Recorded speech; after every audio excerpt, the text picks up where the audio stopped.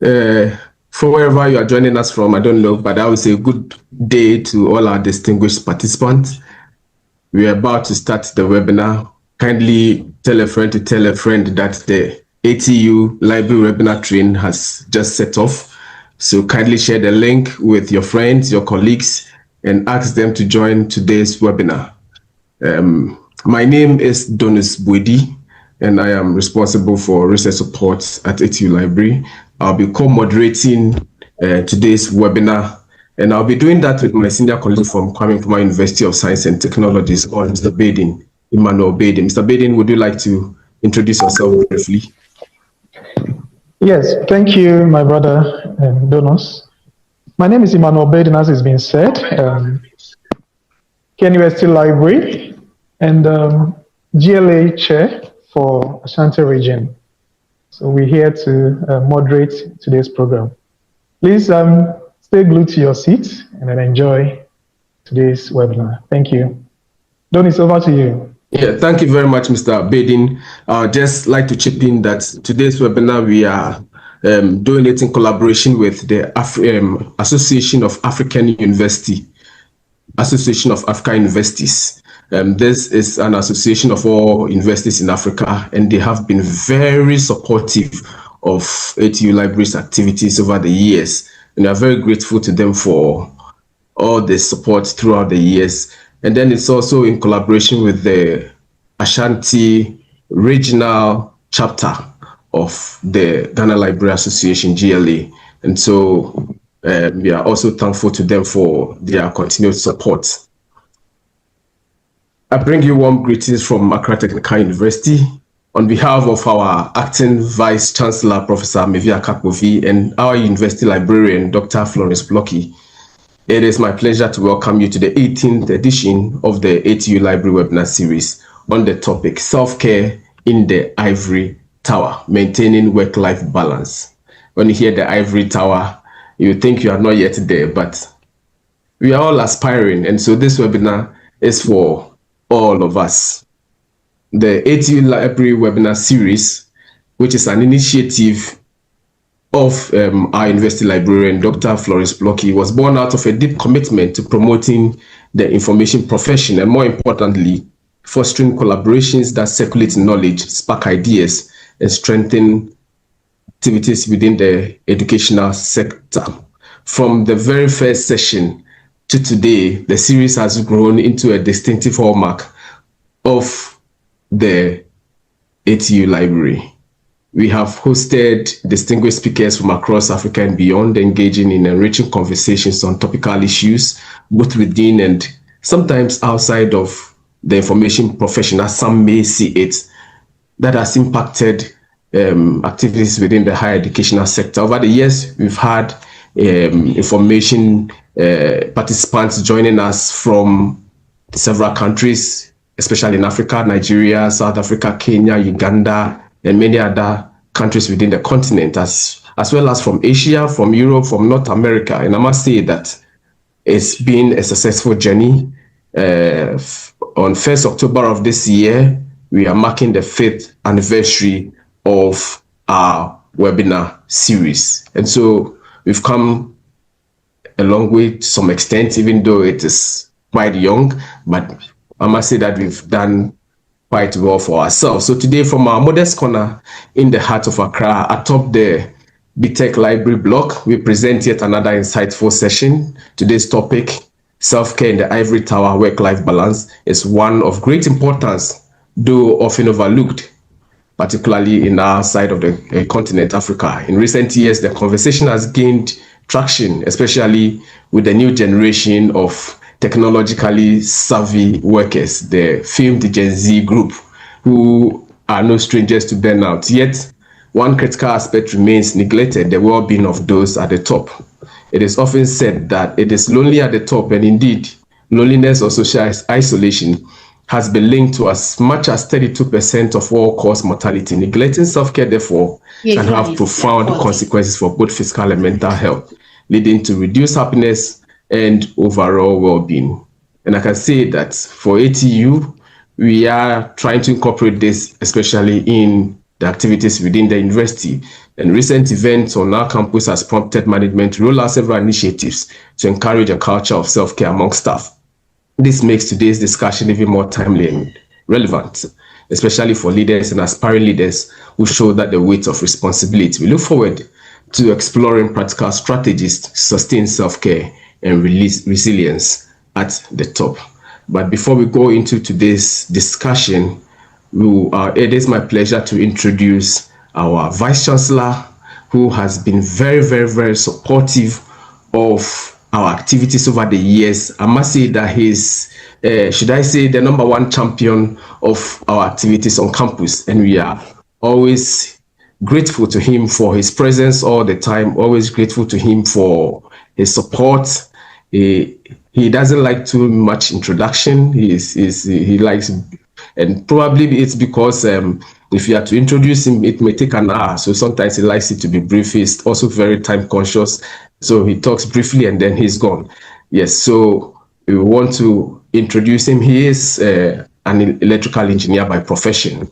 And I will leave it at that. He has been very supportive of us. And so to introduce him, to give us a short message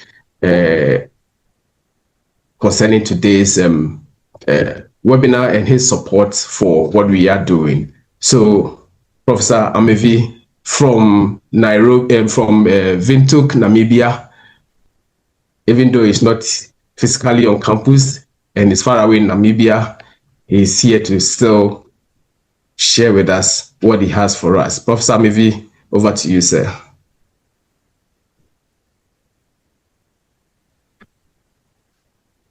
Good morning and good afternoon, distinguished guests, colleagues, and participants from around the world. I exchange with you greetings from Windhoek, Namibia. It is with great pleasure that I welcome you to the 18th edition of the ATU Library Webinar Series, proudly organized by the Accra Technical University Library in partnership with the Association for African University, AAU, and the Ghana Library Associations. Good news for us, today's theme deals with self-care in the Ivory Tower, maintaining work-life balance. This topic actually addresses an issue that touches every professional in academia and beyond, in my view. I think I'm a very good example and the center of the whole topic. So in the relentless pursuit of excellence, whether in teaching, research, administration, and library leadership, we often try to forget our own self, the very resource that make everything possible. You see, the Ivory Tower in a theme is often a term that symbolizes academic rigor, a term that symbolizes high achievement. But behind this prestige, many of us, or many other colleagues, face unrelentless workload, constant deadlines, and subtle pressure to always be available.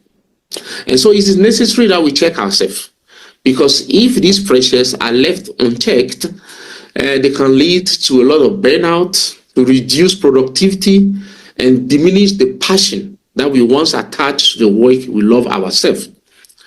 So I think that today's session is more than a conversation. It is an invitation to rethink how we define success once again.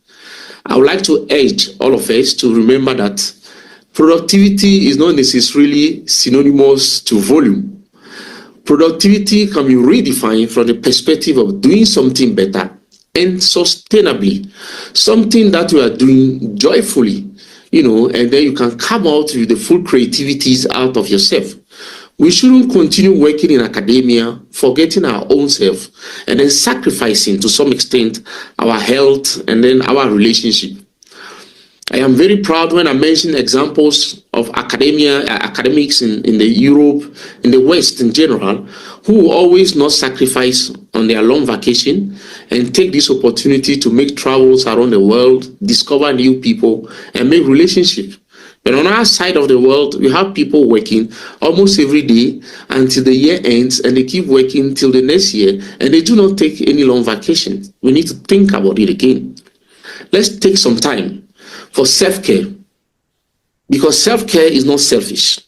it is a good investment to look at oneself and to be sure that the very body you are using to do all that you are doing is well cared for and is sustainable.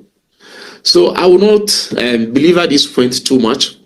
I just want to share at this point that we are highly honored to receive for the first time Professor Claire Stewart, who is the Dean of Libraries and the University Librarian for the Illinois University in the United States. She's joining us for the first time, and I believe that she has a wealth of experience to share with us.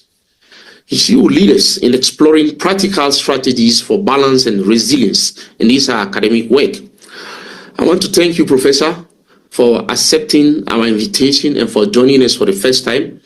I also like to encourage you, all the listeners, to listen actively and engage with questions, and most importantly, to commit to applying one or the two lessons that we are going to learn today to make a change in your own life.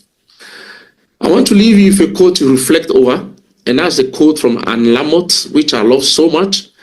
She says, "Almost everything will work again if you unplug it for a minute or for a few minutes, and this including yourself. So if you learn to unplug ourselves for a few minutes, we shall work again and work better." On this note, thank you so much, the ATU Library team led by Dr. Florence Blocky. Thank you so much, Professor Claire Stewart, for accepting our invitation. And thank you, participants, for collaborating, for cooperating, and for listening to this all-important seminar or webinar. And I wish you the best for the day. Thank you so much. Bye.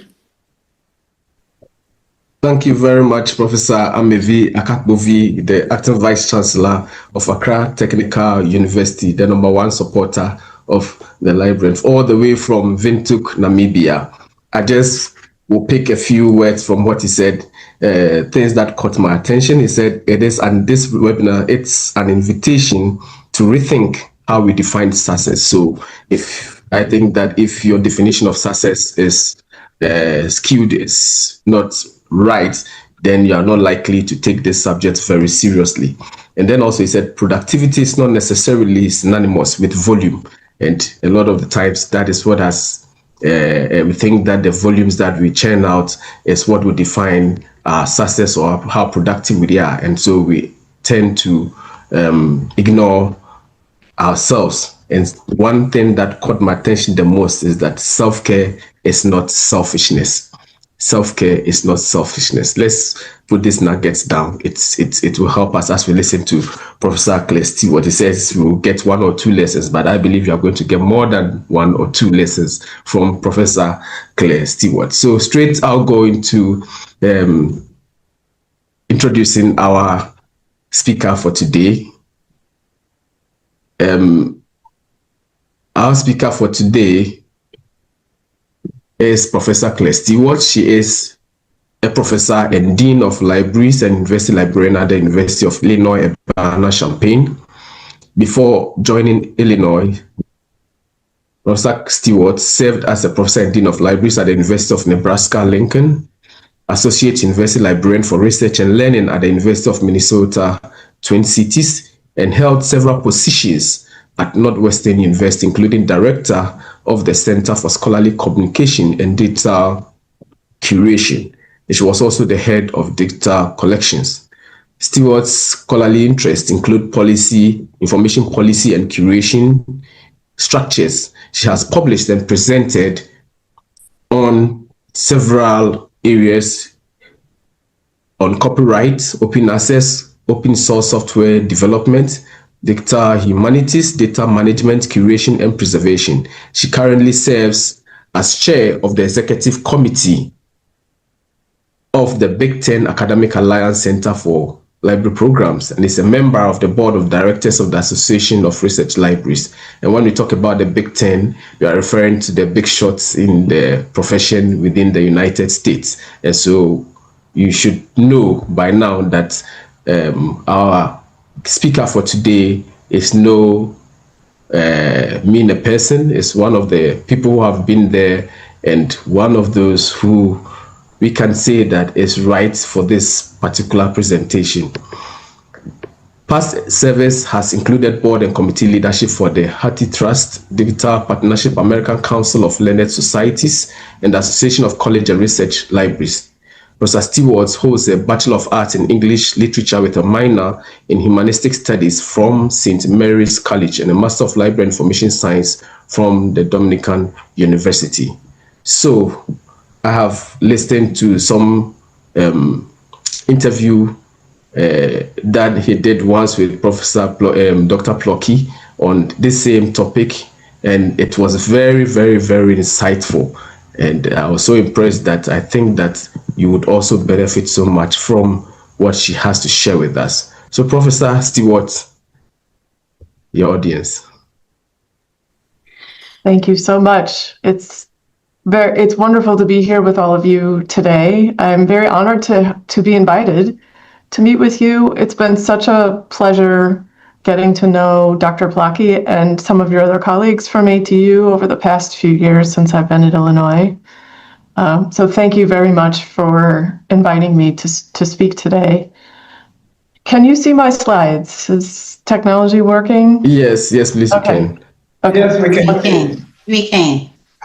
Okay, wonderful. Before I talk about lessons, I wanted to provide just a little bit of a disclaimer. I'm nervous about this presentation because I've never given a presentation about this topic before. And I am drawing deeply on some personal experiences and the things that I've learned over 31 years as a librarian. So this will not be an academic talk. There have been so many wonderful things written about work-life balance, and I hope you have ones that you love and that you turn to. I will reference just a few things.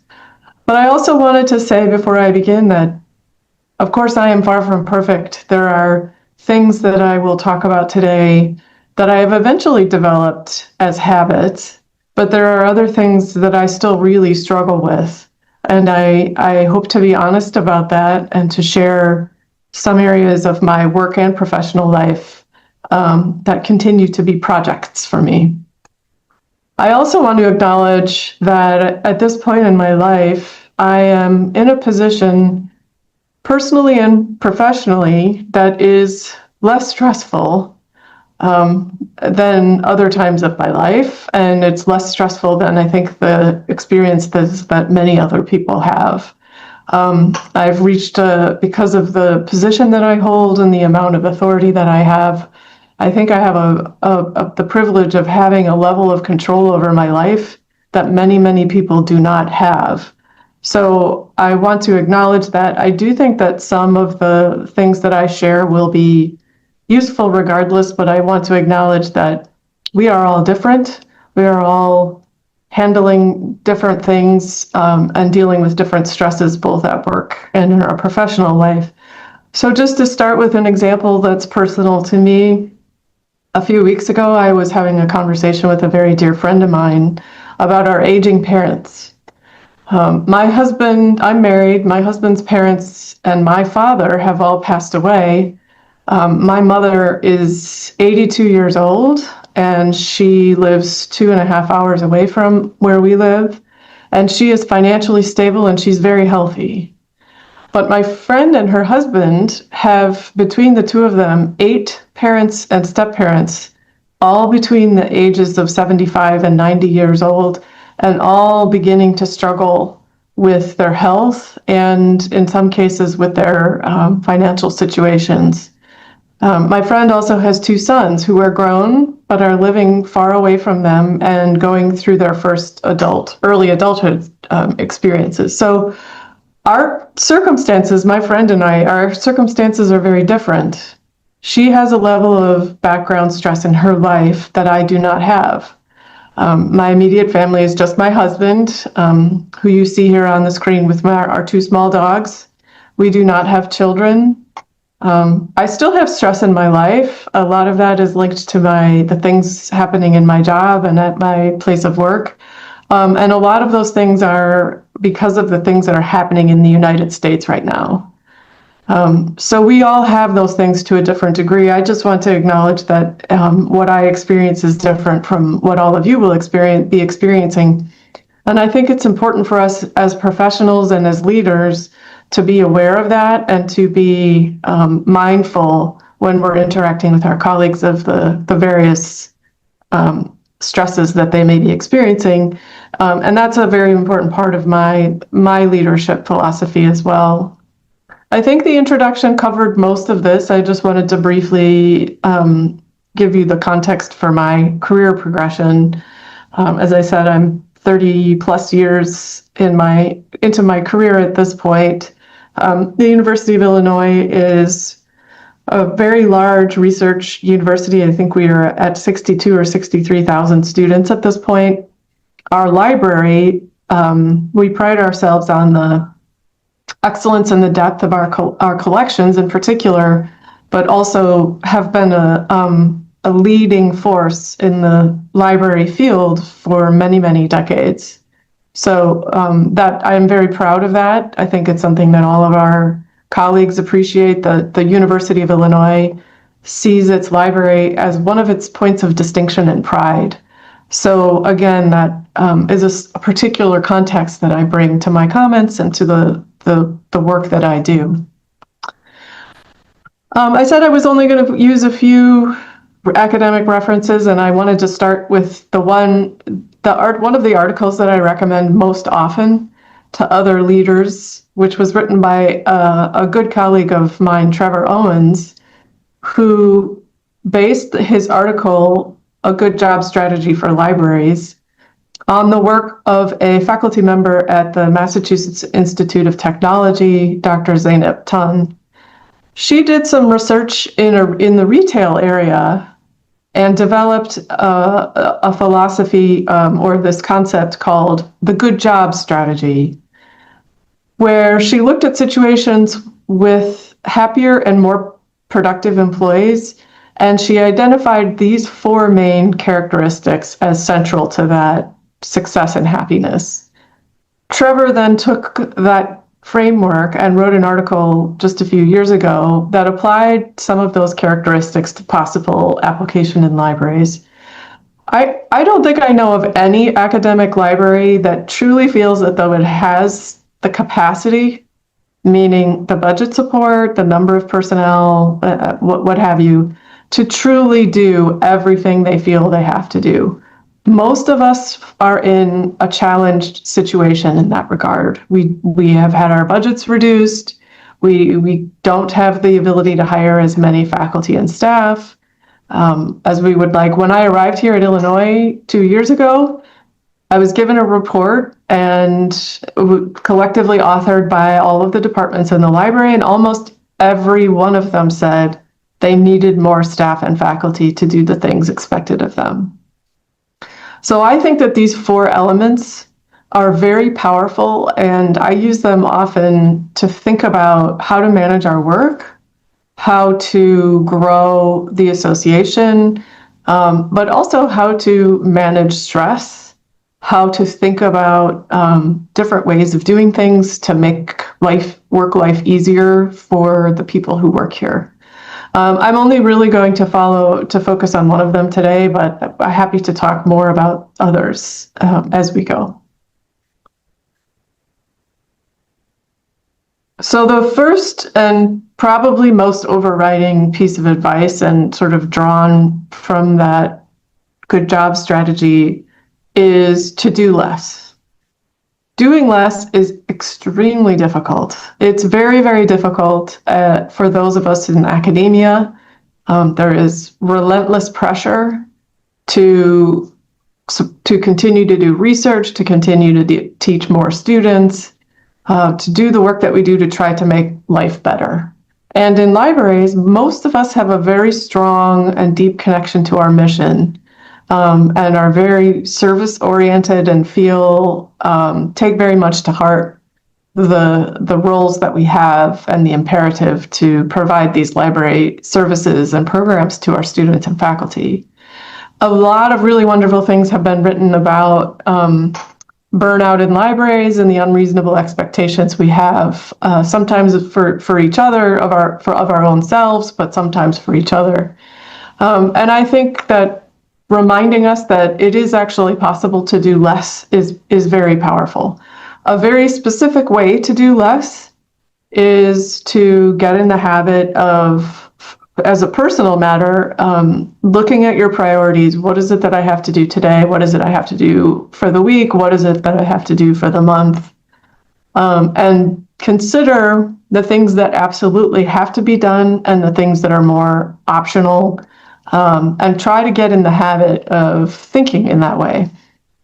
For those of you who supervise librarians, faculty, staff, students, when I'm coaching supervisors and leaders of other people, one of the most important things that I ask them to do is to have regular meetings with their direct reports and to ask, what are you working on? Tell me what your workload looks like right now. There's a tool that I was taught when I first started managing people called red light, green light, yellow light. And I have used it occasionally in my career. And the idea is to ask the person who reports to you, tell me, how are you feeling about your workload right now? Green light would mean I'm doing fine, I'm getting everything done I need to get done, and I might even have a little bit of capacity to take on new work. Yellow light means I'm getting things done, I'm holding it together, but I don't really have any capacity to take on anything more. And red light is I need help. I am not getting my work done, I'm falling behind, I'm struggling, I'm having conflict with people, I need some help. Because what I have often found is that those conversations are not happening as often as they should in the workplace. And it really is the responsibility of the leader and the supervisor to give employees permission to deprioritize things, to take things off their plate, to set them aside, to ask someone else to help with them. Because I think if it isn't those of us in leadership positions who are saying it's okay to do that, it's very unlikely that individuals who have less authority in the organization are naturally going to feel comfortable doing that. As the moderators and the introduction was saying, we may be going through a generational shift in that regard, and younger employees may be more likely to say, I need help, I can't do that, I'm overloaded. But I think it will always be the responsibility of people who are in supervisory and leadership responsibilities to model that behavior and then to help with the decision making about, well, what is it that really can be set aside? So we need to be the ones who give permission and sometimes even push people to take the time that they need. So I take very seriously the responsibility as a leader to look out for the wellness and the health and primarily the professional health and sort of the work health. But I always do remind people their health and their family and the people they love, that those are always the first priority. And I think even in a high achieving work context with a very successful and well-regarded library and research institution, that is still very important to remember, to remind people that work will always be here. You need to take care of yourself and your family and your own health, because if those things are not attended to, it will be impossible to do work well. So I think we really have to do more to normalize this check-in.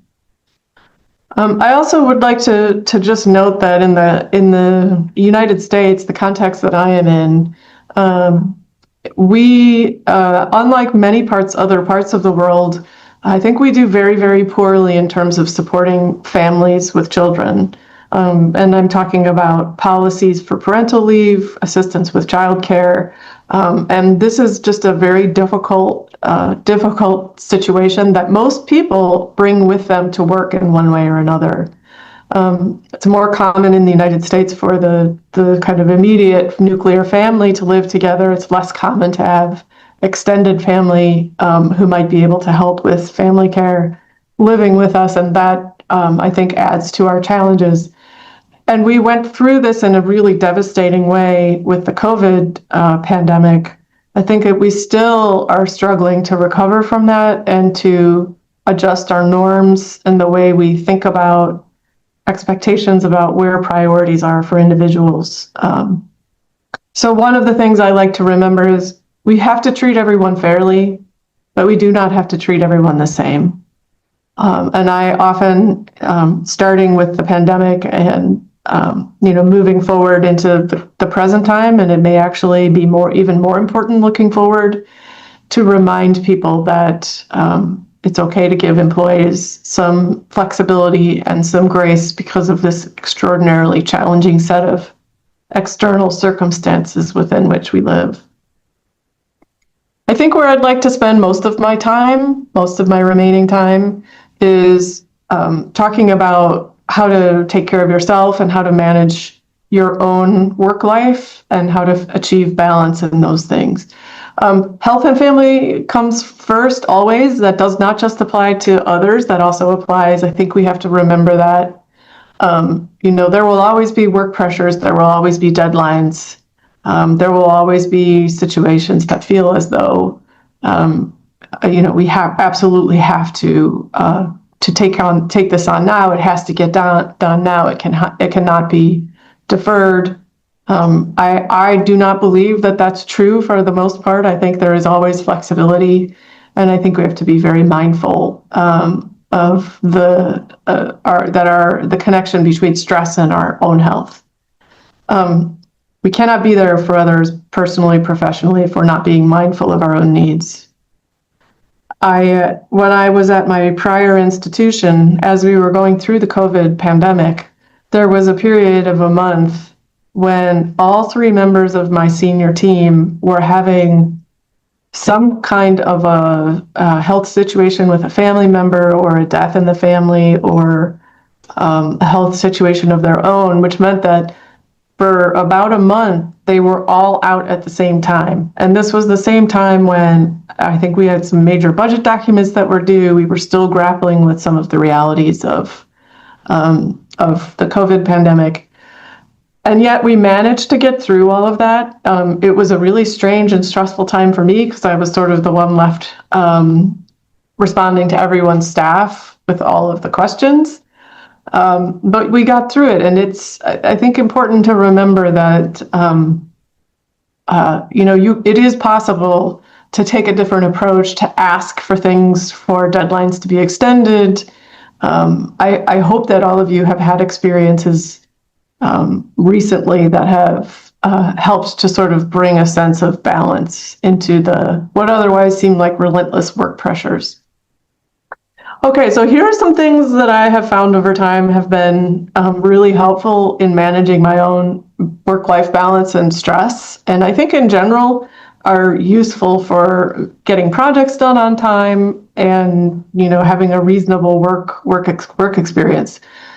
So as I've aged, the window of time for me during the day when I am most successful and most productive, that has changed a lot. It used to be afternoons and later in the day for me, but over the last decade or so, I've found that it's much earlier in the day that I'm most productive. So I tend to get up early.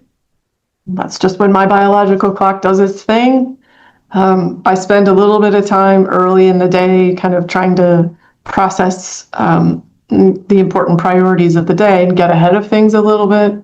And then I've found that if I have focused time early in the workday, sort of between 9 and 11, if I have writing or things that require a lot of care and a lot of thought, that is really the window of time that works the best for me. And so, again, this is where my privilege, because of my job, works to my advantage. I have been able to carve out time in my work schedule and ask the administrative team to try not to schedule meetings at certain times of the day because I need that time to be productive. So if you don't know what that time of day is, I would recommend spending a little bit of time kind of watching yourself and thinking about how productive you are at different times of day. I've also learned over time what is the time of day when I am least effective, and most likely to turn into negative patterns of thinking, to dwell on things, to blame myself.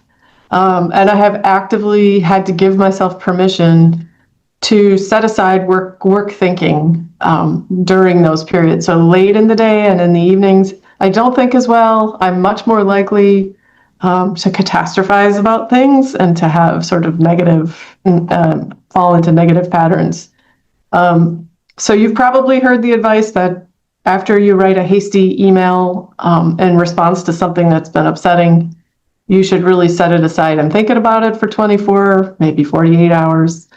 So this is sort of a continuation of that frame of thinking, just to really be mindful about what's going on with you internally, and when you're at your best and when you're at your worst.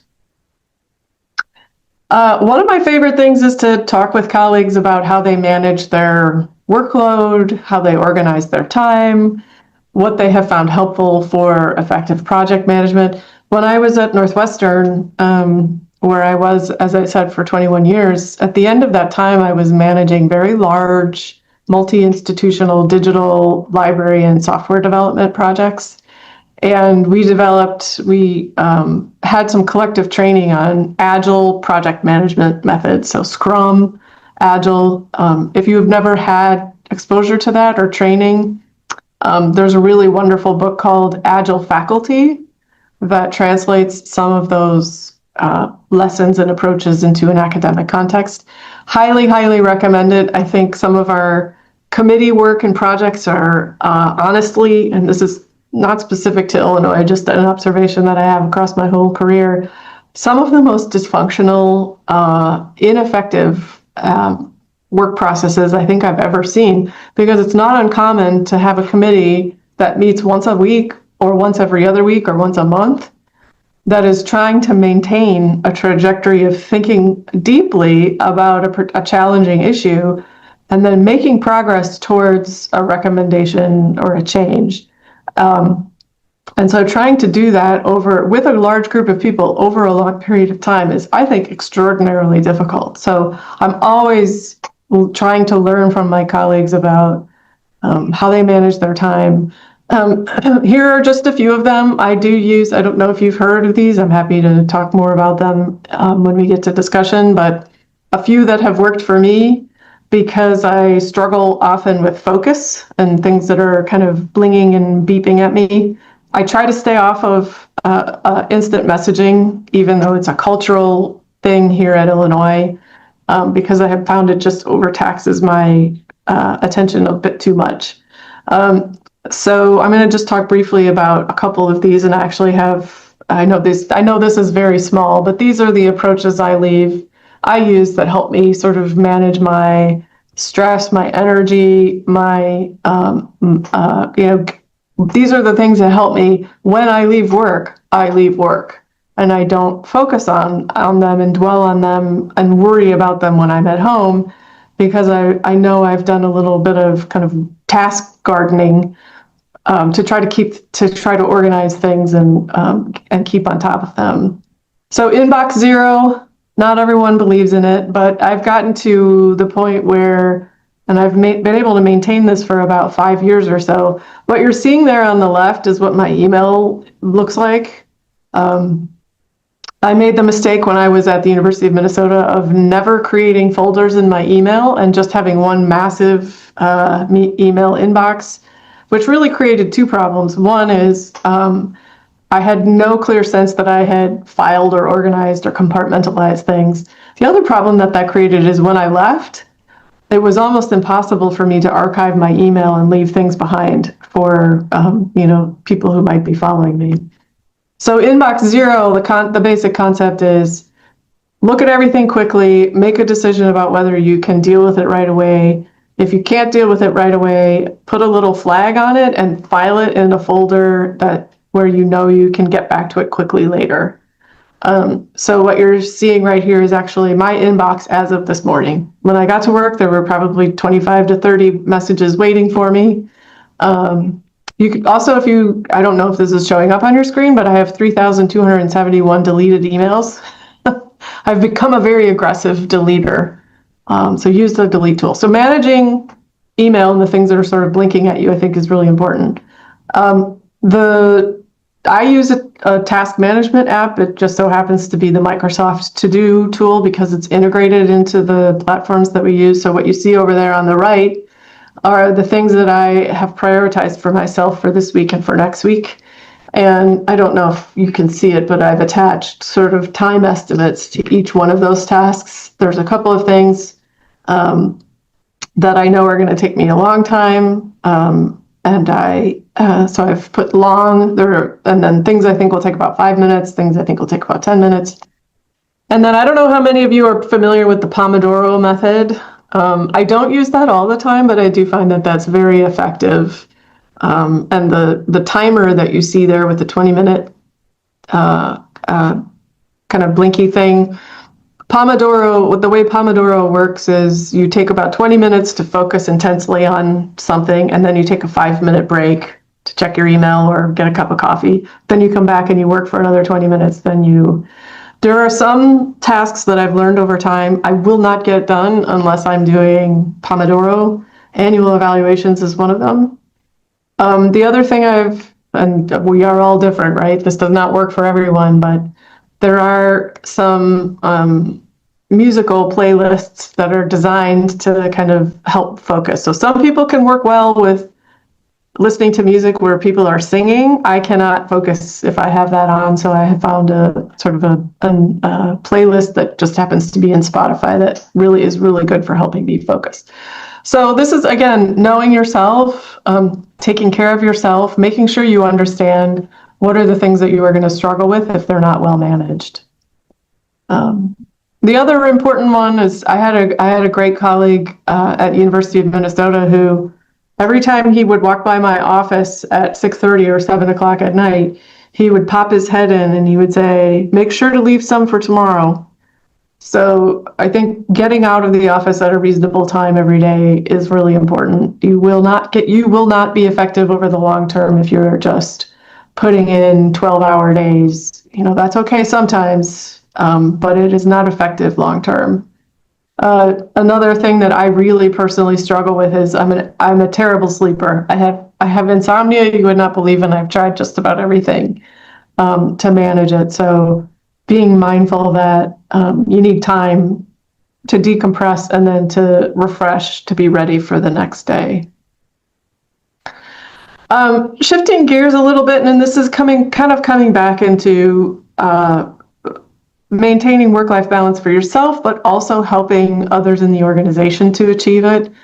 I think honesty about the things that you're struggling with is really important, particularly for people who are in senior leadership positions.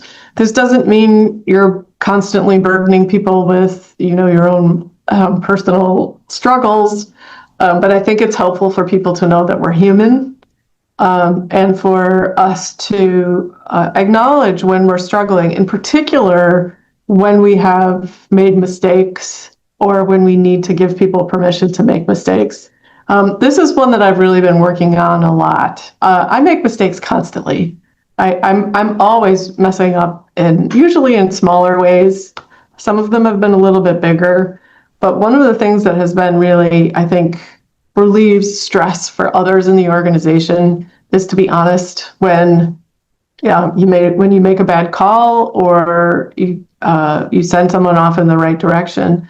By the other thing that where this is really important, and we are talking about this a lot at Illinois right now, is we are in boundary work. We are doing things that are going to set a course for the future. Because of how ambitious our library is, we are always seeking to do things better and to provide leadership to our institution and to our profession. And we will not be successful in doing that if everyone feels as though they are not allowed to make mistakes, because mistakes will happen. We have to give people permission to experiment and do things safely, and for them to know that you will not be penalized for failure, always within reason. I mean, I'm not talking about just a complete free-for-all, but kind of having a healthy appreciation for the fact that things are going to go wrong. We're going to try things that will turn out not to be particularly wise, or they won't work. And so it's important to be reasonable and to admit your own mistakes. I am by temperament a ruminator. I'm a catastrophizer. So this is one of the things that personally I really have to struggle with, is to have a little bit, give myself some grace, a little bit of forgiveness, and to demonstrate that and model that for the organization, and to apologize. So make it a normal thing. I'm sure we've all had experiences with burnout. We talk about that a lot here. It concerns me. I do not, of course, and I'm sure this is true for all of you, we do not want to see our colleagues get to a point where they feel like they can no longer sustain a positive work trajectory. So I think a little bit of honesty about perhaps about burnout that we've experienced in the past. One of the circumstances, the stories that I have told in the past, is when I was very junior in my career, I had a job that I found very exciting and very challenging. When I was at Northwestern, my first professional position was as the reserve, core, and multimedia librarian. Everything felt new and shiny. I was in charge of this new digital media lab. We had some of the most powerful computers on campus, some of the most advanced multimedia software for doing rendering, and lots of students who were coming in to use the facility to do their work projects, their videos. And it was just very fulfilling and very exciting. I was at work until 9, 10, 11 o'clock at night regularly, multiple days in every week. But no one was really looking out for me. I had a boss who I really liked and worked well with. But they were not necessarily kind of being mindful of where I was going. I think I had a little bit too much independence. And more importantly, the library at the time was not well connected to other conversations that were taking place on campus about other multimedia labs. And so after a year of a lot of success with getting this lab in the library set up, 3 academic departments got together with the central IT unit, and they opened a much bigger lab in a different building with a lot more computers that were even more powerful. And all of the work that I had done to establish these services and these programs virtually disappeared overnight. And it was an incredibly demoralizing experience. And that was one of the most profound burnout experiences I think I've ever had, where I just felt as though I had wasted a year and a half of my life, my professional life, and I'd really gotten nowhere. I think we've all had experiences like that. And I think it would help if we would talk a bit more about them.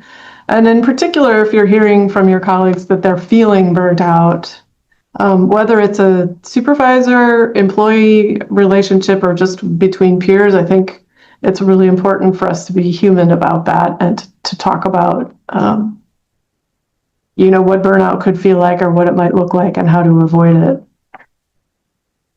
I have just a couple more slides and things to share, and then I'm hoping we can have some conversation about all of this. But this knowing your own limits is something that I'm really confronting very directly right now, and I think a lot of us are. In the United States, we are seeing some things that we have never seen before, and many generations we have never seen.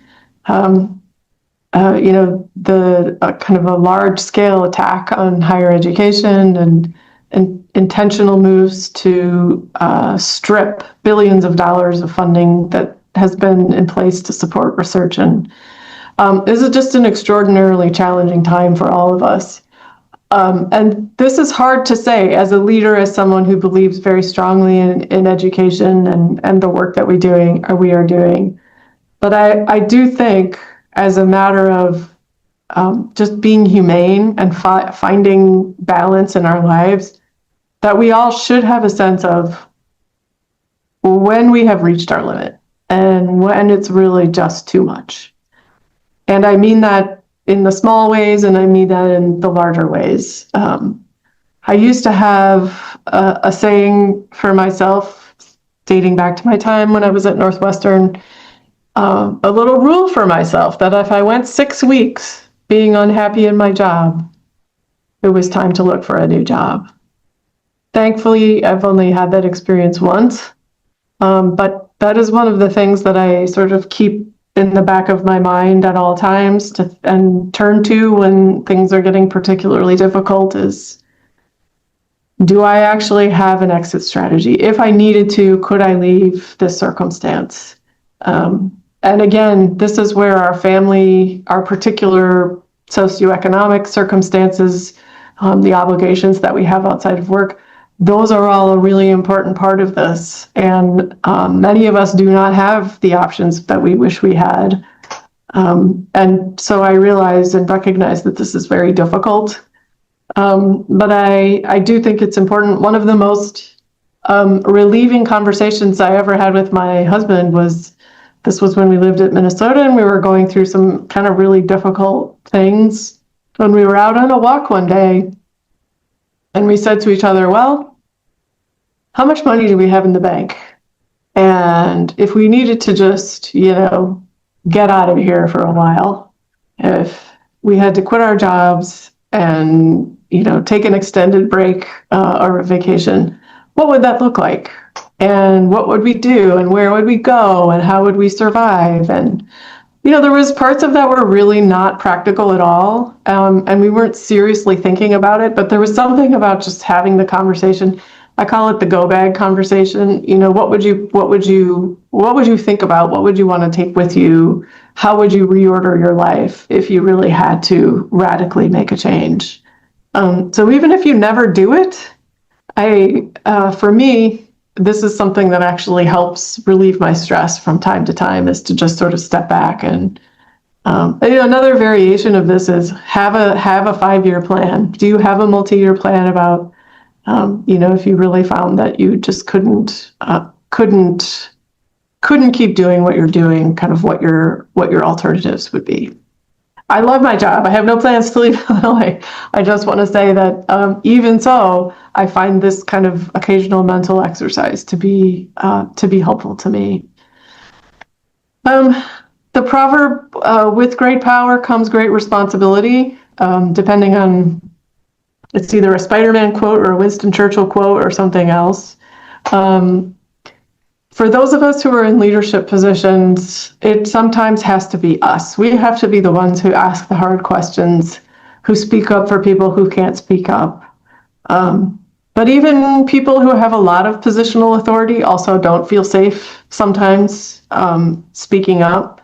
So while I think it's important as leaders to be mindful of this and to ask hard questions, I also acknowledge that because of people's their vulnerabilities, because of their lived experiences, their racial or ethnic background, their religion, their national origin, they may not be able to speak up, even if they are at relatively high levels of power in the organization. So I just wanted to say that out loud and acknowledge that, it's important that someone feel and that we try to empower each other to say things that are hard to hear.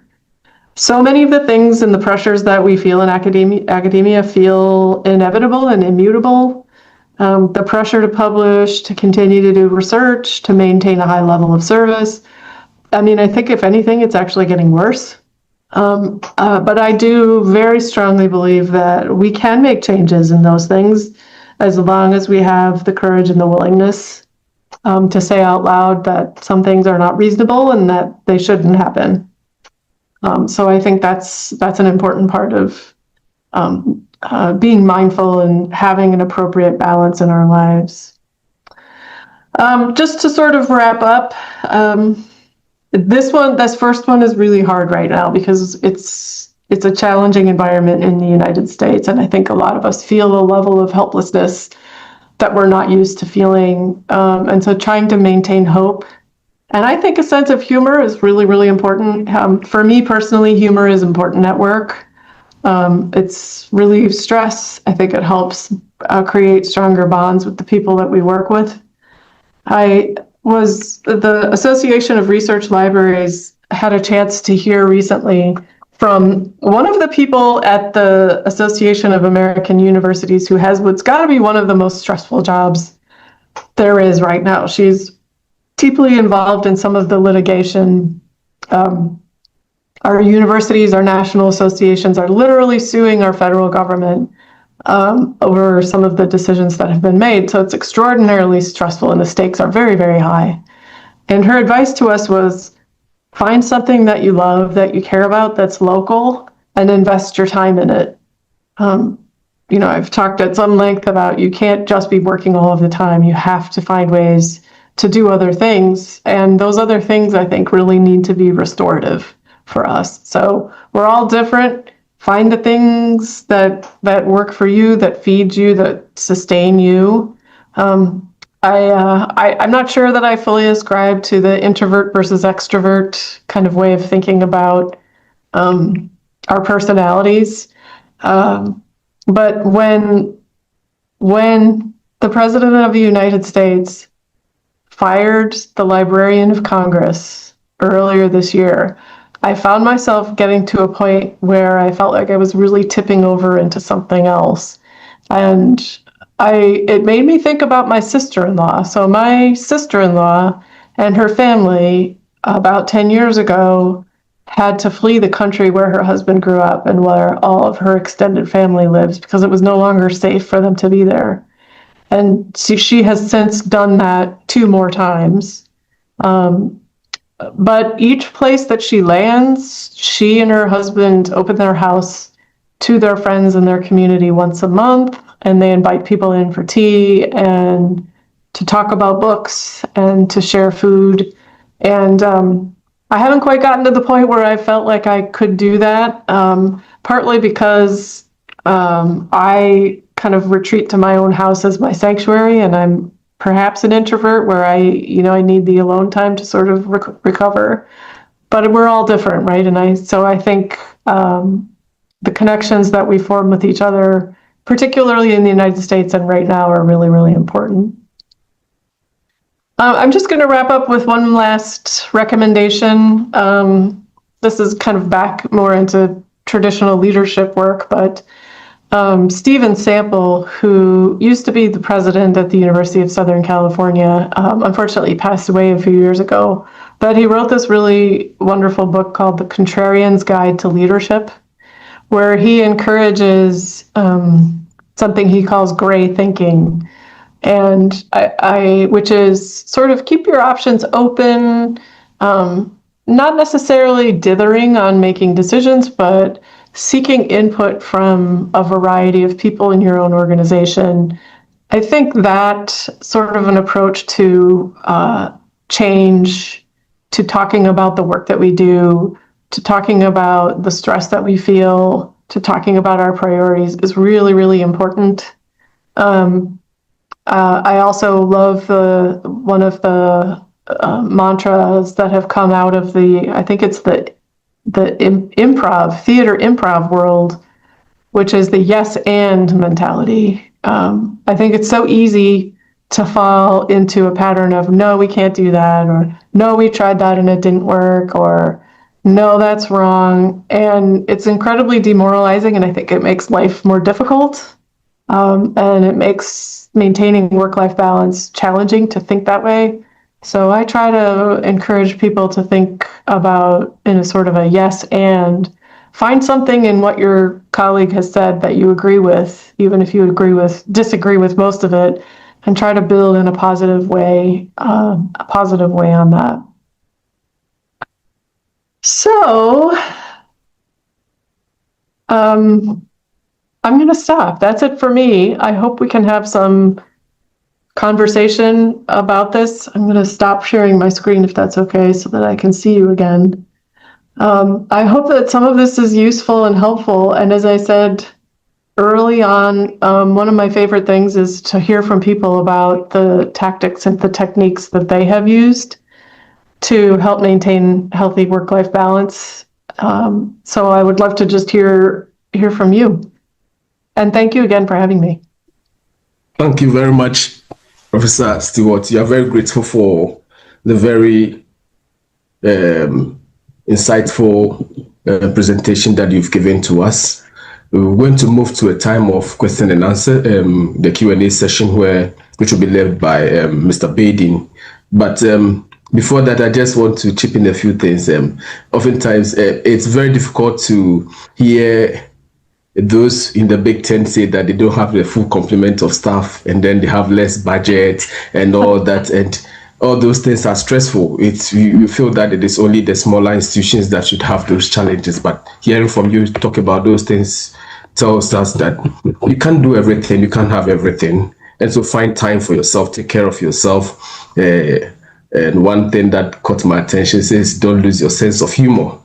If you are too sensitive, serious with every situation that comes and don't find time to laugh, don't be surprised if soon people start asking you whether you've had a plastic surgery. Because definitely it's going to tell on your face. You may need an executive order to change it back. Anyway, So we are moving into the session of Q&A. Before we move on to that part, I would just like to acknowledge a few people who have joined us. I can see Dr. Atuma Batuma from the University of Illinois. You're welcome. You can see Professor Claire Stewart, the Mortensen Distinguished Professor. Professor Clara, thank you for joining us. I can see Dr. Peggy. I can see Dr. Peggy Inzomo also there, a very big woman at that, from the Mortensen Center, University of Illinois. And the crew at Illinois, I can see Jafar Mohammed, also Jafar, welcome. And then a few others, I can see also Professor Chibukuchi, I can see Vili, I can see Dr. Theodose Adanu, the former university librarian for University of Ghana. Also, I can see Nerissa from Kenya. Also, Happiness from Nigeria, Candice and Unica from Trinidad and Tobago. I can see Niza Martin Yeboah from Canada, University of Western Ontario, and John Adebayo, University of Wisconsin, US. Humphrey, my colleague from KNUST, and Nasser Cranton, Dr. Nasser Cranton from Ghana. I can also see Papa Finn from the University Librarian for Takoradi Technical University. And all those others that have not mentioned your names, some have not used their actual names there, so I might not have seen you, but we acknowledge all of you for joining us. We are very grateful for spending your time with us to go through this important topic. We'll move on straight to the Q&A session, and I'll hand over to my co-moderator, Mr. Emmanuel Badin here. Thank you so much, my brother. You've done a good job. Please, before we move into the Q&A session, there is this reaction symbol in the Zoom platform. Please, let's all go there and then give a hand of offering, a clap of offering onto our presenter, Claire Stewart. In fact, you've done marvelous work, great presentation. So let's give it up. Let's give it up. Let's give it up for her. Thank you so much. Thank you so much. I think one thing that caught my attention is the fact that you can't help your colleagues, or you can't be there for your colleagues, families, friends, if you are not healthy yourself, or if you don't take care of yourself. So please, this is to all of us. We need to first take care of ourselves in order for us to be there for each other. Q&A session. Please, for some reasons, if you can't unmute and talk, you can put up your question in the chat box, and then we'll be kind to read it to the presenter. So whoever is ready, please, let's see your hands. Show your hand, and then we'll give you the opportunity to talk.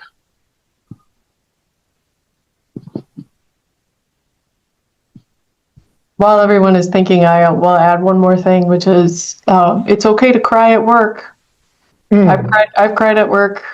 I've had many people cry in my office. I try not to make them cry, but sometimes it happens. Thank you so much for adding that up. It's very okay to cry at work.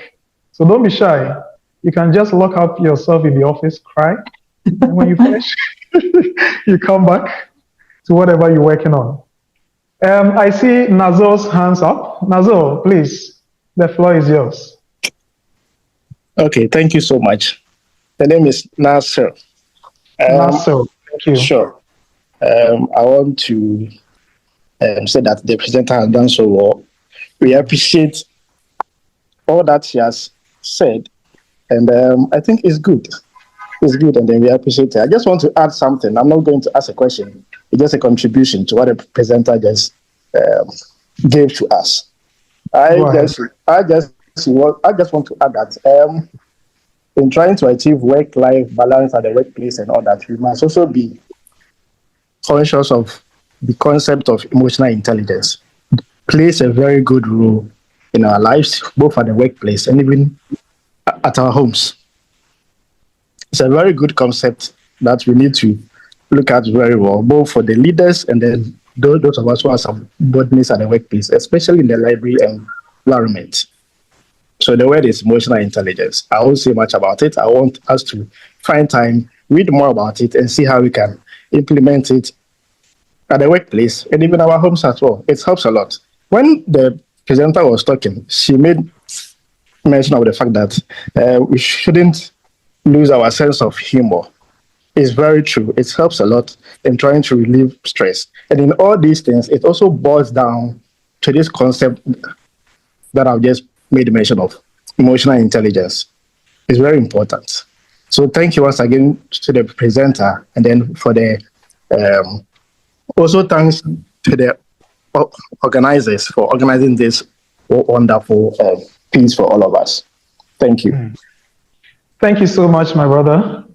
So as he has rightly said, emotional intelligence is very important as far as we're trying to have a work balance life. I see another hand up, Jacob Ayambila. Jacob. Good afternoon. Yes, thank you very much for the presentation. So for those of us who are nocturnal, we are very active rather in the night. When it gets to daytime, then in fact we can sit down and work like we should do. What would be your advice to us? Because then it becomes like more or less 24/7. You are unable to get the amount, the requisite amount of rest that you're supposed to get. You won't be able to get it because in the daytime you have to come to work, and then at night that's the time that you are active, that you can actually do some of the work that you have to do. Thank you. I'm not sure I caught all of that because of the audio issues, but it was about work time and managing your workload, what you have to get done. Was that it? No, it's about timing of work. Can you hear me? Yes. Prof, can you hear? Yes. So it's about the timing of work. Some of us are very active at night. Oh. So myself, for example, I prefer to work late into the night, like 2 a.m., 3 a.m. before I go to bed. Yes. But then it requires that by 6 a.m. you have to be up again to come to the office. Got it. At the end of the day, when you come to the office and you are exhausted because you couldn't sleep early at night, and then you are not also working very actively in the daytime. So it's like the daytime you are not very that productive. It is at night that you are productive. So it conflicts. It makes you not even be able to get the right amount of rest that you should actually have. So what would be your advice to this? That's a tough one because often what we are faced with is that the institution is not flexible enough to accommodate a hybrid work schedule or a shifted work schedule. And I think, again, that's an example of something for those of us who are in positions of authority to try to allow for people to have. Now, when we're running libraries and the doors have to be open and we have to have services, that brings its own inflexibility. But for individuals whose work is, you have your own work, you have to get it done at within a week of a period of time of a week. And it doesn't really matter if you do it all between 8 a.m. and 5 p.m. or if you do half of it between 5 a.m. and 11 a.m. And so I think we're getting better. I think what you're talking about is a flexible schedule and getting to a place where your employer or your institution acknowledges that that is a thing and supports it and allows it as a matter of policy. I will say my experience is that we don't do that very well in higher education. I think even here at Illinois, we struggle with it a bit. So sometimes it's a matter of a more informal arrangement with whoever is your direct supervisor so that they understand. For my health, for example, I need to be able to take time in the middle of the day to exercise or else I won't get it done. I'm just making that up. Having an agreement with whoever your supervisor is so that they understand that you're active at these kind of bookends parts of the day, but that you take time for yourself and your health in the middle of the day. I think if nothing else, is it possible to fall back on vacation time or sick leave time. But I would only do that if this was sort of an episodic thing, because really what I hear you saying is that I'm most productive if I have the freedom to work in this way rather than in this rigid 9 to 5. And as I said, I don't think we do that particularly well, but we should, and we should work on it. And I think that's a great example of something that would bring, I think, better work-life balance to a lot of people. All right. Thank you so much, Claire. I see another hand up, but before we go there, please, there's a question in the chat box. Let's take it before, yes. So my question is in the area of continuous professional development. How did you balance your own work schedule and the need to attend conferences, workshops, seminars, which most of the times happen off-site and very often happen in the year? Yeah, that's tough. I think, and a lot of us are in this position. Again, I have the privilege of having an administrative team to support my work. So we try to schedule important dates and have sort of a calendar of things that we have to get done in the year.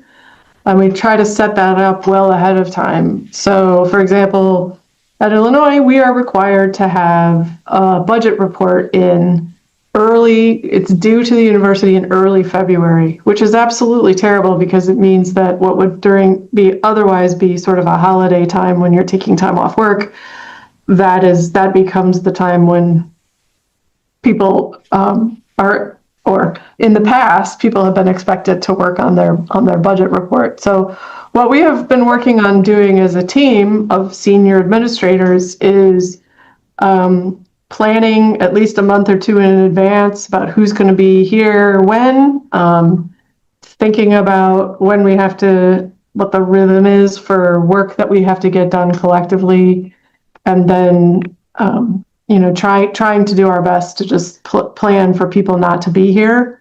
One of my least favorite things is when people are supposed to be on vacation and I'm getting email from them, or they are away at a conference and really should be focusing on the conference and instead are being drawn back into taking meetings at home. So I think a little bit of planning would help with that.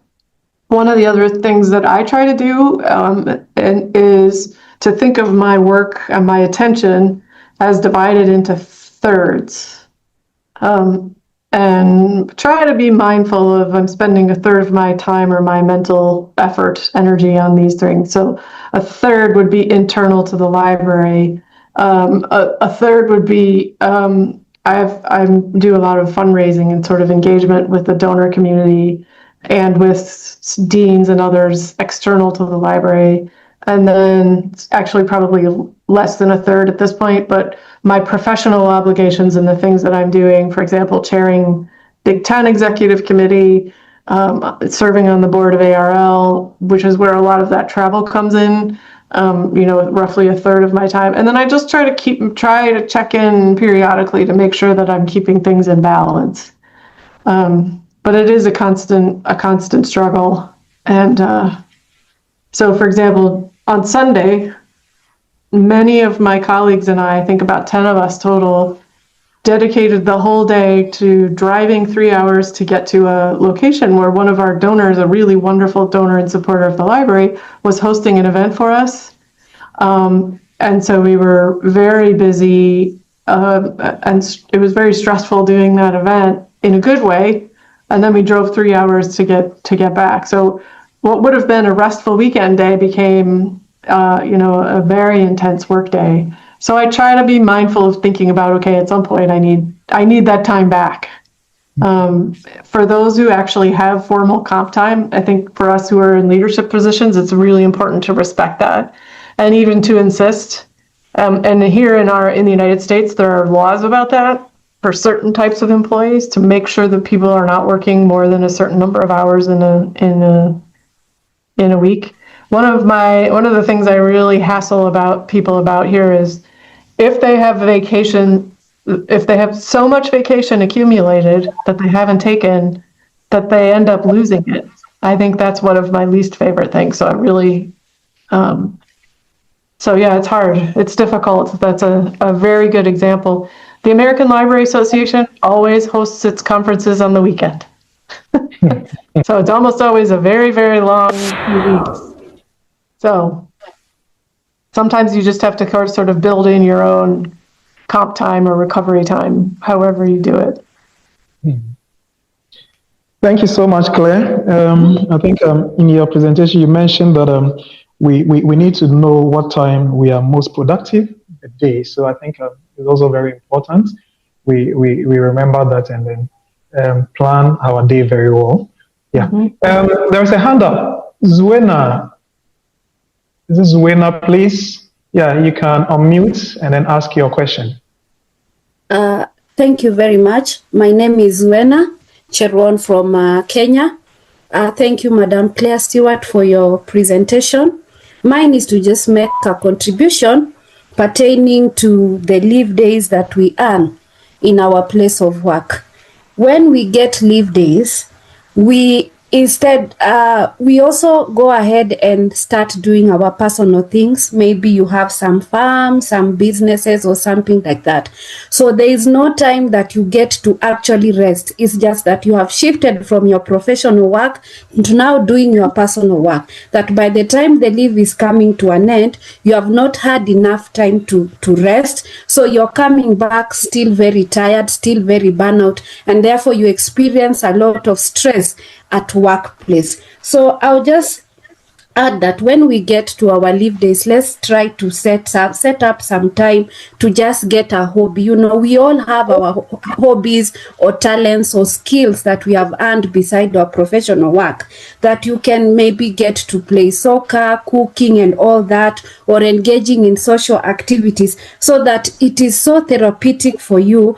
And even by the time you're coming back, at least you've had enough rest. You will hear even your colleagues saying you're glowing, you're looking so energized, and you'll be ready to have a kickback again to work. Another issue also is the medical cover, that we need to also take advantage of the medical cover that has been provided, or maybe you have also taken your own medical cover to just have an annual body checkup, so that with this work, the work that we get involved so much, sometimes it gets so stressful that you start having underlying conditions developing or creeping in without you noticing. You get hypertensive and you're not aware. So when you at least give it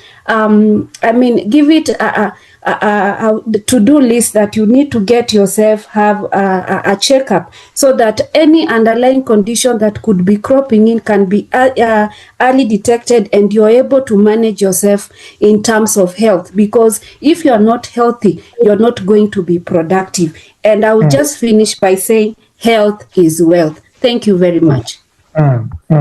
Please, let's give it up. Let's give it up for Zuena. I think that's excellent. 100% agree. Yeah. And I'm a good example of that, I should say. Right before COVID hit, I was diagnosed with cancer. And thankfully, it was stage 0, and I was treated with only surgery and radiation. But if I had not been attentive to my health and not getting regular checkups, I don't know if I would be here today. So I 100%, I'm well past my 5 years, so I'm in remission, but that's so important to get regular health care.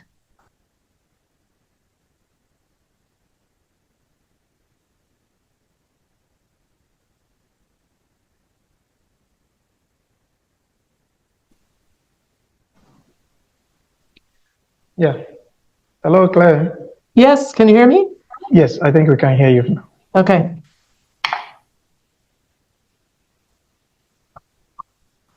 You have another.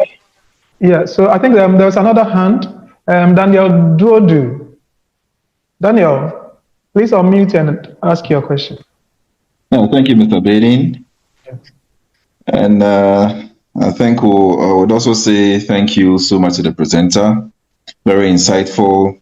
Jotted out some points that I want to add to my other routines that I know that will be helpful. So I'm really grateful for the presentation. I am part of those who organize workshops for our school staff, and we've already done things like emotional intelligence, stress management. So this is one of the topics I'm going to add to it so that we'll be able to see how we can help the staff. So thank you so much on that. And on my contribution, for me, what also helps me in this area has to do with my having a to-do list. So I have a to-do list for the week where I review daily to see those I can accomplish and then those I can move on. And it helps me to really deal with all that I'm already dealing with. So that is also something very helpful if maybe we want to make it a practice. And when it comes to work flexibility, the time and all that, at my workplace, I also have the issue where I'm not productive during the mornings, but I'm very active from late in the afternoon to the evenings. So I remember engaging my supervisors to see how we can have that flexible time. And thankful for me, I was able to get time from 1 p.m. to 8 p.m. in the evening. And that worked well for me. For now, because now I'm a dean of students and all that, I come early in the morning around 10 a.m. and close like 6 p.m. So I believe if we're able to engage our supervisors in these areas, perhaps there will be a leeway out for us to see how productive we can be. Because most of the times in our institutions, it looks as if we are okay with just seeing people at work. Yeah. But we don't really focus on their inputs, what they are to do. Is it really benefiting us? So those of us who are leaders and all that, perhaps we might also have to look at that again, engage our staff to see how flexible we can be for some of us so that can also help. So thank you so much for that beautiful presentation. I'm grateful. Thank you. Thank you so much, Daniel. That is a good input. Supervisors, I think this goes to us. We shouldn't be okay seeing just our staff at work, but we should be mindful of what they do whilst they are at work. You can see them, they can be present physically, but emotionally, mentally, they may be somewhere else, and then productivity will be low at the end of the day. So let's take note of that.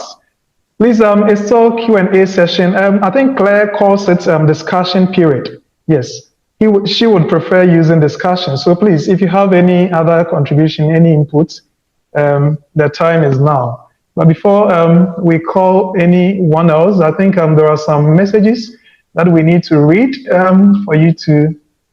Okay. Thank you. So this is from Mabel. She said this is very useful, and to us to thank you. Okay, this is very useful to us, and thank you so much for telling us the truth. Claire, so that's for you. This is coming from Bismarck. Great presentation. Magero says, great conversation and a very necessary one for a time such as this. Thank you, Claire. This is coming from Theodosia. Pastor Edu also says, wonderful presentation.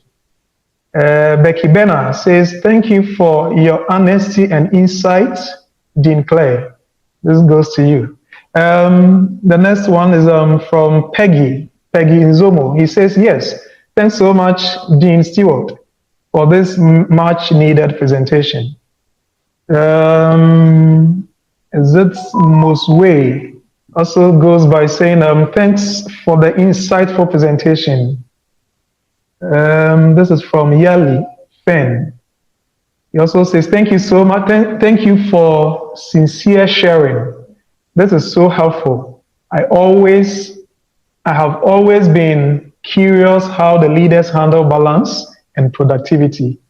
Yeah. So I think Claire has taken that curiosity away from you, Yali. Great presentation, Claire. This is coming from Futhi. And then engineer Prof. Abiodun also says that the presentation is very insightful. Okay, that is from Landmark University, Nigeria. Yeah, and Unica also says wonderful presentation. It was needed. Theodosia again, thank you also for allowing us into your life. Yeah. This is coming from Clara. She also says, greetings to all from the University of Illinois. Thank you, Claire, and the team at ATU. Great presentation. Thanks, Claire. This is coming from Rotiak. All right, so please, any hand up, any contribution? It's a discussion, as Claire put it. So if you have any input. Okay, Claire, please come in. I just wanted to say something quickly in response to Daniel, and I 100% agree with that. Thank you, Daniel, for sharing that. With people who work non-traditional schedules or who have a schedule other than 9 to 5, one of the things that I've occasionally seen is that colleagues around them may not understand that even though they're working different hours, they're still working their full complement. So another thing that we've been talking lately here about assume good intent. Give your colleagues some grace, assume that they're doing their best and they're getting their work done.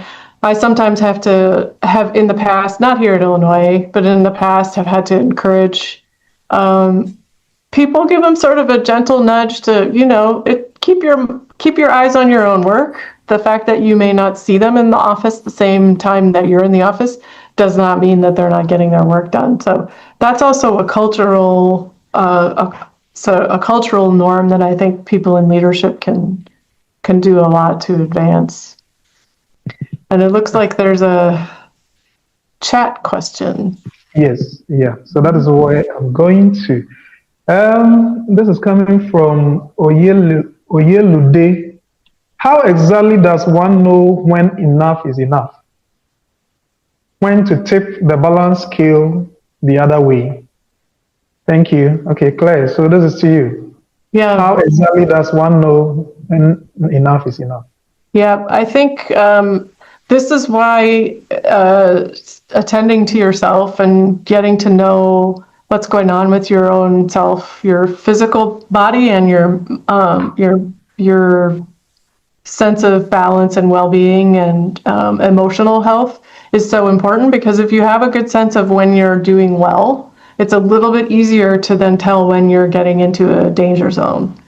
We're all different. We all go through different phases of our lives and phases of our careers. And I was telling the story about my early experience as a multimedia librarian, where I was really enthusiastic and wanted to put more time in, and didn't realize until it was too late that I had really overtaxed myself. So I think this is highly individualized, and it's difficult to give any specific examples other than to just be very mindful of what's going on with yourself. And one of the other colleagues who offered some advice about your health, I think well, for me, it's sleep. I can always tell when I'm struggling because my brain will try to problem solve at 2 o'clock in the morning, then I always know that I'm getting into the danger zone. I also think that one of the things that I try to offer to leaders at this library is time with a coach. When I was first stepping into leadership, when I was a manager of a significant group of a significant department, I was able to work one-on-one with a coach who happened to be part of the Central Human Resources. And it was a confidential experience. I was able to talk with them, frankly, about things I was struggling with. And this is the person who taught me the red light, yellow light, green light. They were able to help me provide a little bit of outside perspective into what I was seeing and how I was trying to go about my work. And it was very helpful for giving me insight that I was not able to foreseeing things that I wasn't able to see without help. So if you suspect that I'm just a big fan of coaching in general, because we all have things that we would like to work on in areas of improvement. I don't see coaching as a negative thing. I see it as, improving. Everybody needs to improve. So that would be another strategy, is if you are able to convince, if you have the capacity, financial, or if your employer offers coaching or other sorts of professional development that are individualized, I think that can be incredibly powerful. Sometimes it's a matter of finding a trusted colleague, and we have a really wonderful, the pre-tenure faculty at the library have a community of practice that they've built, and they do a lot to sort of look out for each other and to talk about how is it going. And I'm imagining these things because I'm not in their group directly, but sort of what I've gleaned from how they're interacting with each other. So if it's hard for you to find that, I would say, find someone who can help you. Thank you so much, Claire. There's another question in the chat box that says that in a high-pressure work environment where urgent tasks keep popping up, how do you draw the line between being a responsive team player and protecting your personal time without feeling guilty? This is coming from Abu. Mahmoud. That's a great question. Yeah. I think the answer to that is a combination of internal work and external work. So I think we should all have an expectation of our work environments that the people in leadership, people who have the ability to work on improving the culture, that they are making it possible for people to have reasonable boundaries. And so partly this is an expectation I think that we should all have of the people who are higher up in the organization. And no matter where you are, I have this expectation of the provost and the president here at the University of Illinois. Working on, feeling guilty, that some of that is internal and it's inherent to the way that we're built. Like I said, I have a tendency to ruminate and catastrophize. I'm very, very hard on myself. So trying to shift to more positive self-talk and try to coach yourself out of yourself out of feeling guilty. And then just, understanding what is an appropriate amount of time to put into something. It's not uncommon for us to struggle because we're spending more time doing something than we really should be spending. And that could be for any number of reasons. It could be we lack the skills to actually do it in an expeditious way. Or it's not a reasonable task, or it's not a reasonable thing to ask of us within a certain time frame. So the specifics of the circumstance, I think, are going to vary a lot. I just want to acknowledge there are lots of strategies, I think, for that, and it will vary a bit on the specifics of the circumstance, but some of those things have worked for me. So on the skill level, if it's taking you 20 hours to do something and the person who assigned it to you, who asked you to do it, thinks it should take 2 hours, there might be a mismatch there that require a conversation, because it's possible that you haven't been given access to training, or you might need to work with someone who's a bit more senior to you, who's done this work before, who can coach you through, this might be a better way to do that, or here's a way that you could save some time.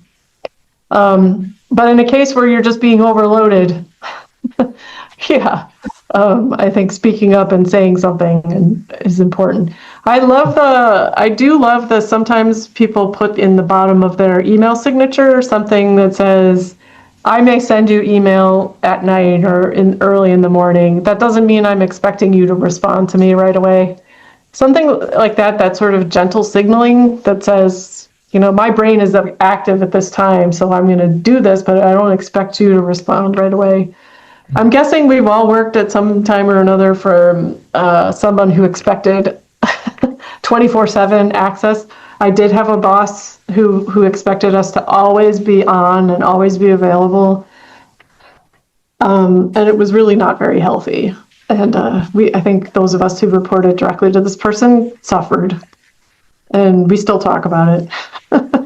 I think, I expect that of people who have certain jobs, that they are available and will respond when we have certain things happen. Like there's a flood in the building, or there's been this doesn't happen very often, thankfully. Somebody has really done something way over the top and inappropriate in one of our library spaces. There's circumstances where we are all expected to be available. But in general, drawing the lines there is really important. Thank you very much, Claire. I think we are almost drawing the curtain to a close. If there are no questions, there are no hands up, let me quickly take the last batch of the messages that are in the chat box, and then we move on from there. But I would also want to add that in your presentation, you mentioned that we leave some for tomorrow. So if you are so much under pressure, just prioritize your activities for the day, then work on the most important ones and leave the rest for the next day. Yeah. So, okay, there's another question. So Claire, we'll take this one as well before we go into the messages. When work feels like a calling, how do you know when you've crossed from dedication into burnout? Yeah, well, that's a great one. So the example I had of if I'm unhappy in my job for 6 weeks at a time, I know I've reached a point where I need to make a very significant change. So that may not be the right sort of mantra for you, but again, it's being attuned to your own self. If you're no longer getting joy from any part of the work you do, even if you're able to vary it. So when I was at Northwestern, I was very fortunate to have, for 2 years, I actually had a split appointment where I worked in the library and I worked in central IT. And I had a very, both internal and external facing set of responsibilities. So I had a lot of variety in my job. Which I think is helpful for this, because sometimes you're burned out in one part of your job, but not in the whole thing. So I think trying to find ways, and this again is where having a conversation with the supervisor is really important. Can I temporarily deprioritize my teaching so that I have a little bit more time to focus on my service? Sometimes that can help, and sometimes it gives you just enough grace that you can reset and get back to a place where you feel that joy in the work. So I don't know, we're all different, and I think trying to find what it is that works for you, that is a kind of the check that will, the warning sign for you that you might be running into trouble. And then I don't know, all of our workplaces are different. I've never had a sabbatical where I could just focus on my research, just never been in a position where I was able to do that. But, trying to take a slightly longer break from work, or to be able to set aside one kind of work. Some of us do have those opportunities. So if you have them, take advantage of them. If you have them, take advantage of them. Thank you. Claire, please, let's add this one. Are you non-negotiable when it comes to work-life balance? And how do you communicate them to others? Yeah, well, I'm a fairly open book. I talk a lot about my life. I try not to make it inappropriate. I am aware that there's lines I shouldn't cross, though. I'm not getting overly personal. I'm not inquiring of other people too much about their personal lives. But for me, because of my mother's age, and I know that she will not be with us for too many more years. That's one of my ability to take time away from work so that I could spend time with her has become really important. And so again, this is consistent with just being able to take the time that I have earned. I have a certain amount of vacation. I take it. And my expectation is, yes, that means that people won't get answers from me. Yes, it means that I may start to fall behind a little bit in some things. I will catch up. I'll get my work done. I'm very conscientious about that. So partly it's a matter of establishing a behavior, a pattern of behavior, talking regularly about, take time. Again, the health and the family are really important I have also actually been in situations where I've stepped away from service obligations because I felt like they had become unreasonable, and I wasn't able to sustain the work to the point where I felt like I was making meaningful contributions. I don't do that. I've only done that maybe once in my life, but I do think we've all had the experience of trying to get things done in professional associations or committees, and it's very clear that not everyone is able to pull the same amount of weight. I think it's better for everyone if you're the person who isn't able to contribute to be honest about that and to step back. It's almost always the right thing to do because it gives someone else an opportunity. It relieves the group of the burden of having to try to pick up the slack for you. All right, Claire, I think there's another message for us, another question coming from Abu. He says he wants to know, what's one daily habit or ritual that has the biggest impact on maintaining a healthy work balance or work-life balance? Yes, sorry. This is a great question because I used to get up at 4:00 in the morning and I would have my alone time, I would call it. I would sit and drink coffee and hang out with my dog. And my husband didn't wake up until he was a professor, so he didn't wake up until 9 or 10 o'clock in the morning. But something happened with him. His sort of biology has changed, and he now gets up early too. So one of my favorite parts of the day is the sort of 5:30, 6 a.m. for about half hour, 45 minutes. We have 2 dogs. We sit, we drink coffee, we chat with each other, and we just hang out with our dogs. It's like my favorite time of day, and it's very centering and relaxing. And he tells me what's coming up for him in his day. I tell him what's coming up for me in my day, and it reminds me that I have that to go back home to. We don't all have that, and I think even when it was just me by myself, having that time to just read a book, drink some coffee.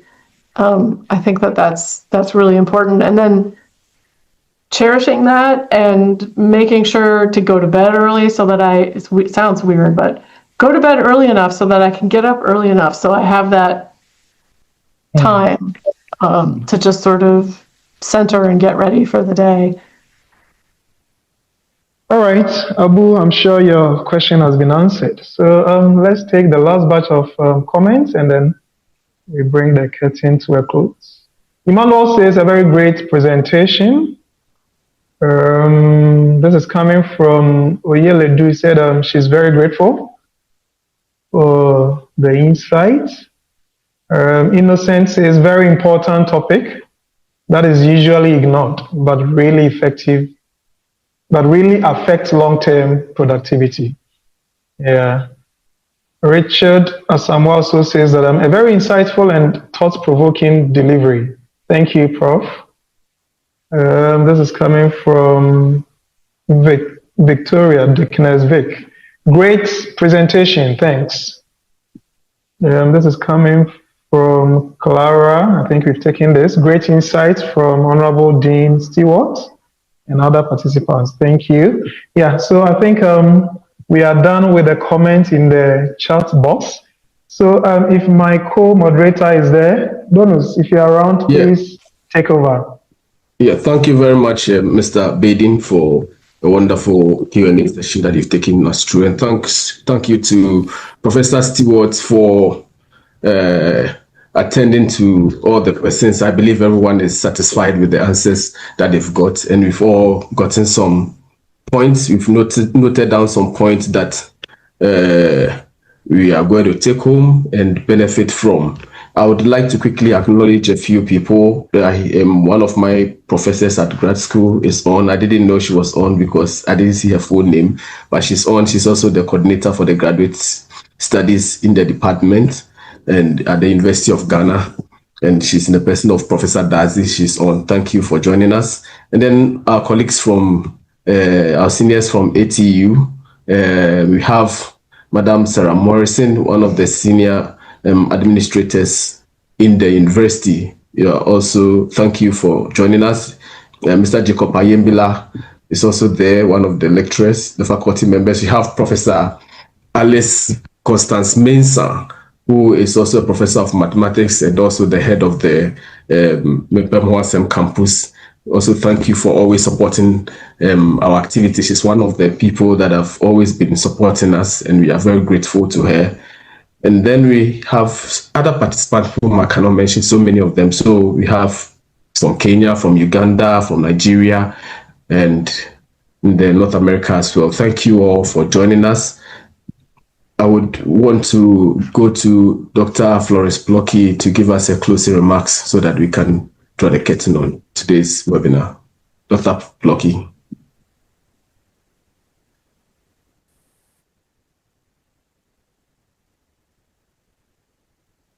You're on mute.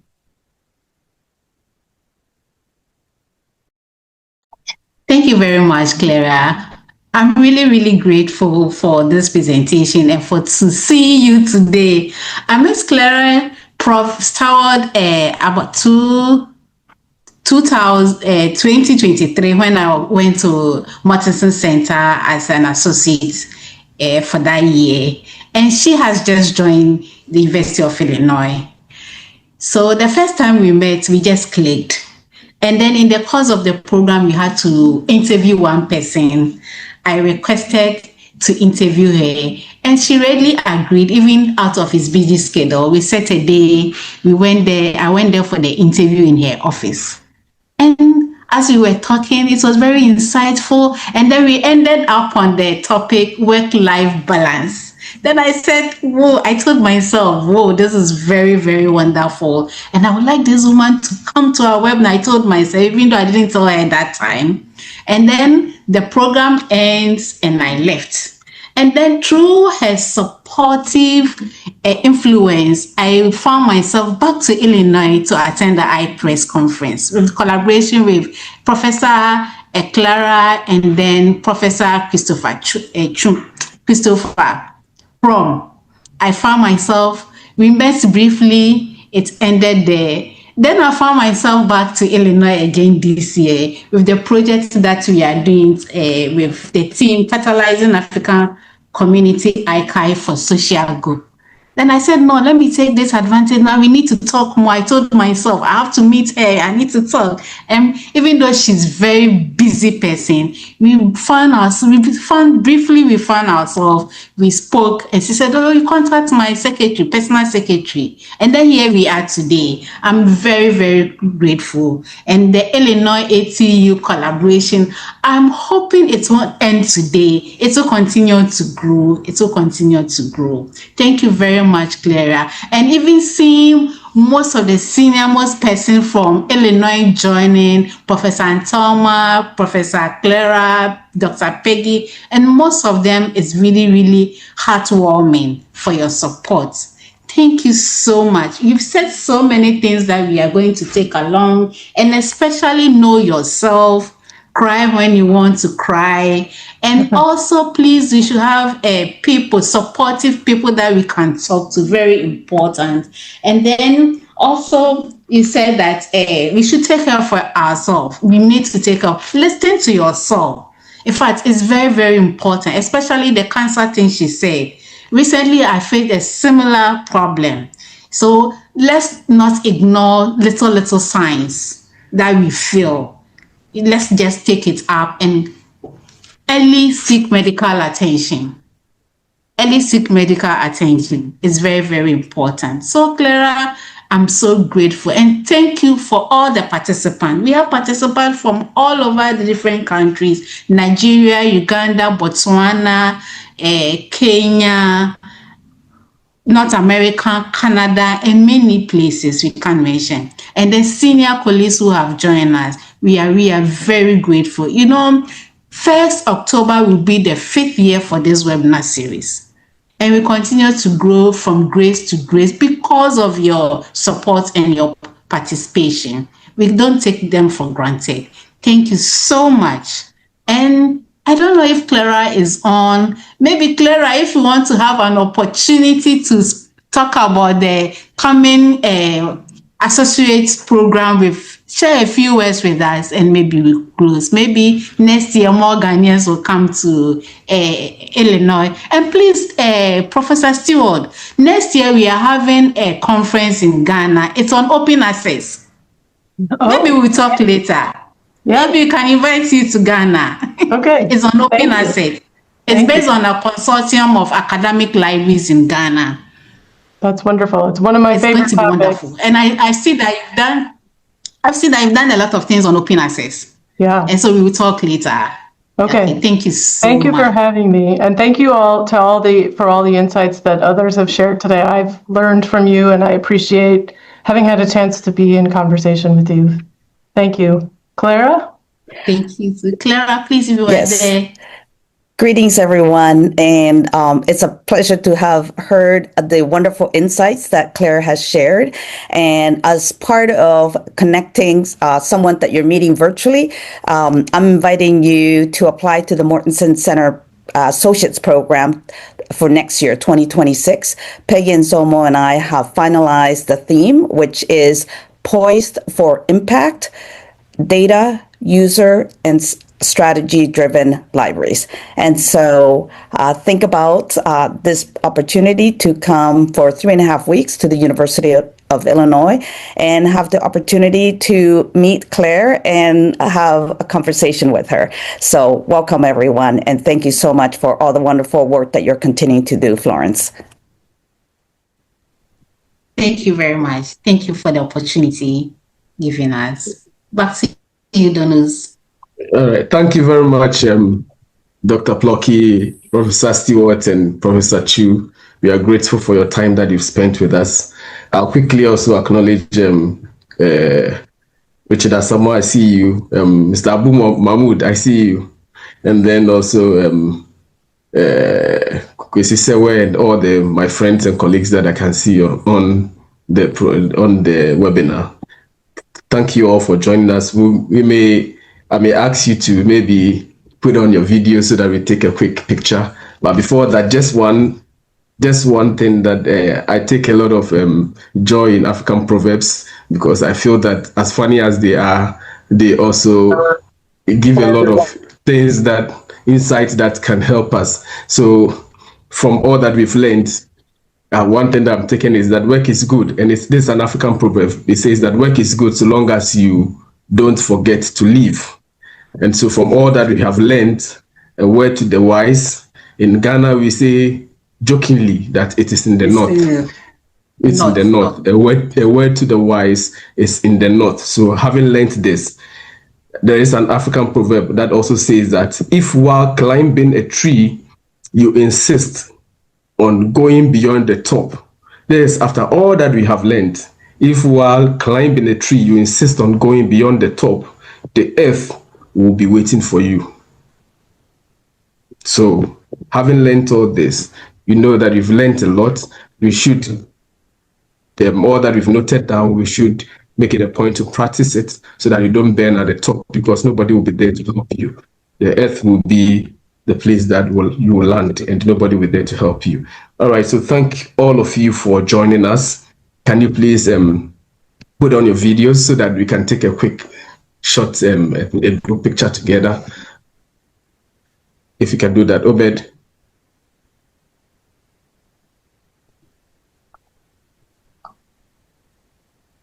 Obed, you can tell us if you are okay.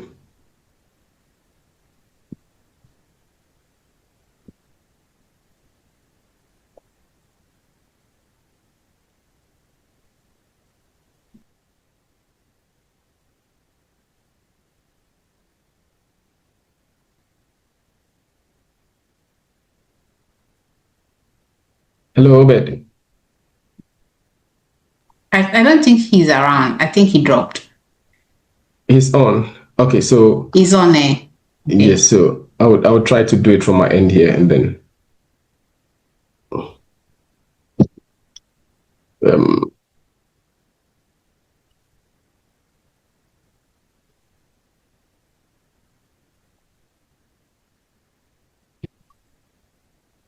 okay, so thank you everyone. We are grateful for your time. God bless you all for joining us. Thank you to And we hope to see you in subsequent webinars.